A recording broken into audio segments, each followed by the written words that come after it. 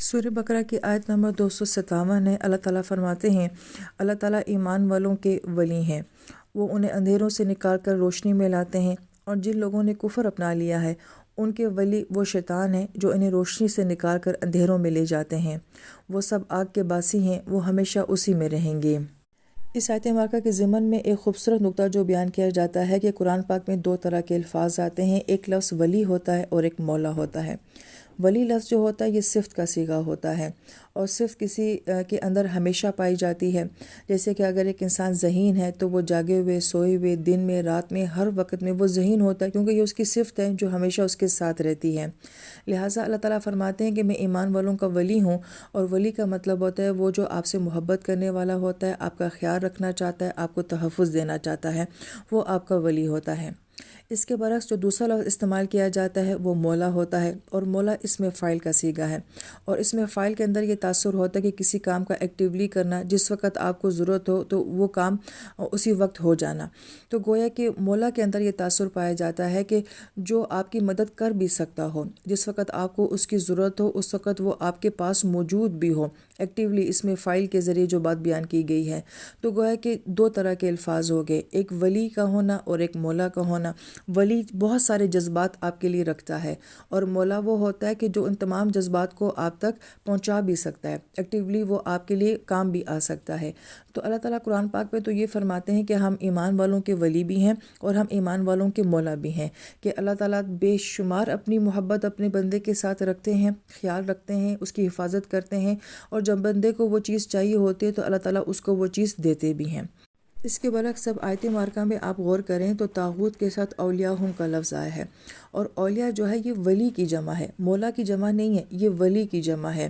تو گویا کہ اس لفظ کے اندر علماء کرام ہمیں کیا بات سمجھاتے ہیں کہ یہ جو کافر لوگ ہوتے ہیں ان کے بھی کچھ دوست ہوتے ہیں، لیکن وہ ان کے دوست کیسے ہوتے ہیں کہ وہ ولی ہوتے ہیں۔ تو گویا کہ وہ اگر ان کا خیال رکھنا چاہتے ہیں یا یہ ان سے محبت کرنا چاہتے ہیں، لیکن یہ ان کے لیے کبھی بھی مولا نہیں بن سکتے، کیونکہ مولا تو وہ ہوتا ہے کہ جو اپنے جذبات کو آپ تک پہنچا بھی سکتا ہے، وہ جذبات آپ کے کسی کام آ بھی سکتے ہیں۔ تو ان کے جو اولیاء ہوتے ہیں، اول بات تو ان میں کوئی محبت کا تعلق نہیں ہوتا، یہ تو خود غرضی کا تعلق ہوتا ہے، لیکن بالفرض اگر مان بھی لیا جائے کہ ان میں سے کوئی ایک فریق بھی اگر دوسرے فریق کے ساتھ بڑے جذبات رکھتا بھی ہو تو اس جذبات کا کوئی فائدہ نہیں، کیونکہ وہ ولی تو ہے، وہ چاہتا تو ہے، لیکن وہ مولا ان کے لیے کبھی نہیں بن سکتا، وہ ان کو کبھی بھی مشکل وقت میں کام نہیں آ سکتا، یعنی کہ یہ طاغوت جو ان کے ہیں یہ کبھی بھی ان کے کام نہیں آ سکیں گے، انہیں فائدہ نہیں دے سکیں گے، انہیں نفع نہیں دے سکیں گے۔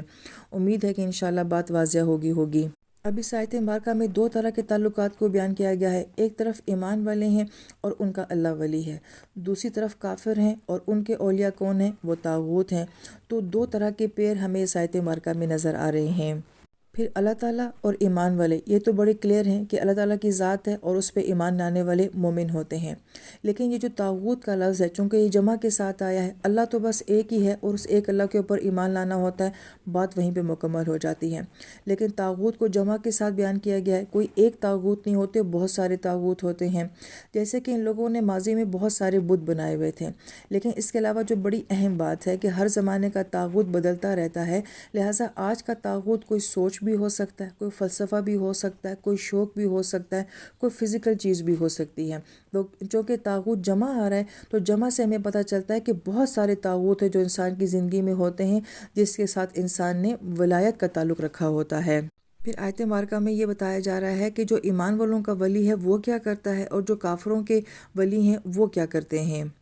تو ایمان والوں کا ولی جو ہے وہ انہیں اندھیروں سے نکال کے نور کی طرف لے کے جاتے ہیں، یخرجوہم کا صیغہ آ رہا ہے، مضارع کا صیغہ آ رہا ہے کہ ایمان والوں کا جو ولی اللہ ہے وہ مسلسل بار بار ہمیشہ اپنے بندے کو نکالتا رہتا ہے، یعنی کہ یہ ایک عمل ایک دفعہ نہیں ہوتا بلکہ بار بار اللہ تعالیٰ اپنے بندے کے ساتھ یہ عمل دہراتے رہتے ہیں۔ اور وہ کیا عمل ہے کہ ظلمات کے، انسان کی زندگی میں جو بہت سارے ظلمات ہوتے ہیں، ظلمات بھی جو ہے وہ جمع کا صیغہ آیا ہے، تو ہر انسان کی زندگی میں کوئی ایک طرح کا اندھیرا نہیں ہوتا بلکہ گناہوں کے بہت سارے اندھیرے ہوتے ہیں، ماحول کا اندھیرا، عادتوں کا اندھیرا، رویوں کا اندھیرا، گناہوں کا اندھیرا، تو ان تمام اندھیروں سے وہ اللہ کیا کرتا رہتا ہے، ان کو نکالتا رہتا ہے۔ پھر کس طرف نکالتا ہے؟ نور کی طرف۔ تو نور پورے قرآن پاک میں واحد کی صورت میں استعمال ہوتا ہے، کیونکہ نور ہے ہی ایک ذات، اللہ کی ذات نور ہے۔ تو گویا کہ بہت سارے زندگی کے اندھیرے اور گناہوں سے اللہ تعالیٰ ایمان والوں کو اس ایک نور کی طرف نکالتا رہتا ہے۔ پھر یہاں الہ کے ذریعے بڑی خوبصورت بات کی جا رہی ہے کہ ظلمات سے الی نور کہا گیا، یعنی کہ نور تو ایک ہی ہے، مگر جو الہ کا وسیلہ بن رہا ہے کہ اس نور کی طرف لے جانے کے لیے کیا چیز وسیلہ بنتی ہے، تو علماء کرام فرماتے ہیں کہ اس الہ کے اندر ہے کہ بہت سارے راستے، بہت سارے سہارے، کوئی سوچ، کوئی انسان، کوئی علم، کوئی مجلس، کوئی بھی راستہ ایسا ہوتا ہے جو اس نور تک پہنچنے کا ذریعہ بن جاتا ہے۔ اب ہر انسان اپنی زندگی میں غور کرے کہ اس نور تک پہنچنے کے لیے میری زندگی میں کون راستہ بنا، کس کی آواز، کس کے الفاظ، کس کا کردار، کس کی نصیحت، کون سا ایسا تھا اشارہ جو اللہ پاک نے مجھے دیا اور وہ میرے لیے نور کی طرف جانے کا راستہ بنا۔ تو اس کا مطلب ہے کہ الہ بہت سارے وسیلے ہوتے ہیں جو اس ایک نور تک پہنچنے کے لیے سبب بن جاتے ہیں۔ یہاں پہ ایک اور بہت خوبصورت نقطہ یہ بیان کیا جاتا ہے کہ ظلمات کی بات ہو رہی ہے اور نور کی بات ہو رہی ہے۔ تو ظلمات اندھیروں کو کہا جاتا ہے اور اندھیرا مایوسی کی علامت ہوتی ہے۔ تو ہم میں سے ہر انسان جب اپنی زندگی میں کسی بھی طرح کے اندھیرے میں ہوتا ہے تو وہ مایوس ہوتا ہے،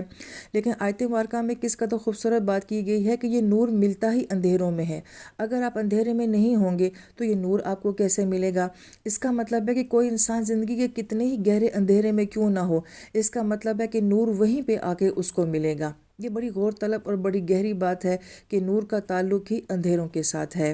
پھر اس کے بعد جو ہے وہ اگلا موضوع شروع ہوتا ہے۔ یہاں پہ ایک باریک نقطہ جو بیان کیا گیا ہے جو انشاءاللہ آپ کو سمجھ آ جائے گا کہ آیت مبارکہ پہ غور کیا جائے تو لفظ اللہ پہلے آیا، پھر ولی کا لفظ آیا، پھر اس کے بعد ایمان والوں کا ذکر ہوا۔ اب جب کافروں کی بات ہو رہی ہے تو کفروا کا ذکر پہلے آیا، پھر اولیاءہم کا ذکر آیا، پھر طاغوت کا ذکر آیا ہے۔ تو گویا کہ یہ کافر جو ہیں یہ اپنے اولیاء کی طرف زیادہ شوق رکھنے والے ہوتے ہیں، جبکہ پہلی آیت مبارکہ کے حصے میں ہے کہ اللہ تعالیٰ جو ہیں وہ ولایت کا تعلق اپنے بندوں سے زیادہ رکھنے والے ہوتے ہیں۔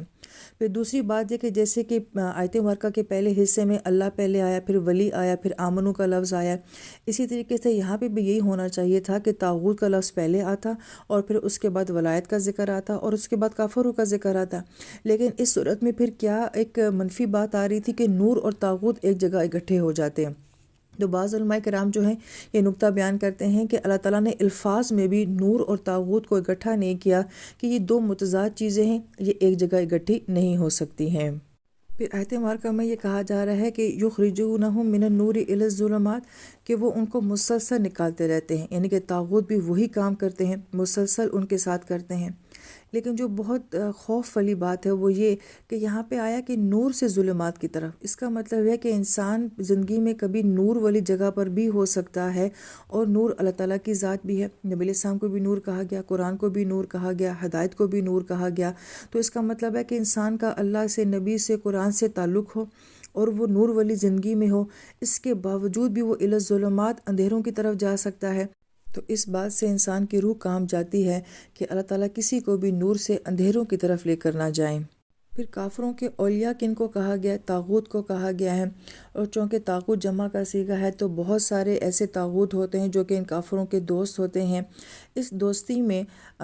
فزیکل چیزیں بھی آ سکتی ہیں، ان کے جو بت ہوتے ہیں، ان کے نظریات ہوتے ہیں، ان کی سوچیں ہوتی ہیں، ان کا فلسفہ ہوتا ہے، یہ سب ایسے طاغوت ہوتے ہیں جو کہ ان کو روشنی کی طرف نہیں آنے دیتے۔